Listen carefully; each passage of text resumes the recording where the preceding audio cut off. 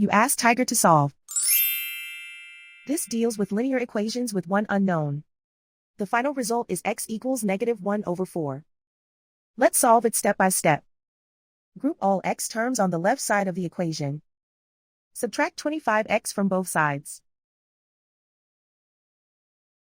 Group like terms. Simplify the arithmetic. Group like terms. Simplify the arithmetic. Group all constants on the right side of the equation. Add 4 to both sides. Simplify the arithmetic.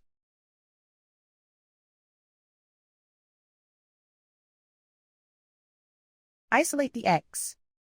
Divide both sides by -24. Cancel out the negatives. Simplify the fraction. Move the negative sign from the denominator to the numerator. Find the greatest common factor of the numerator and denominator.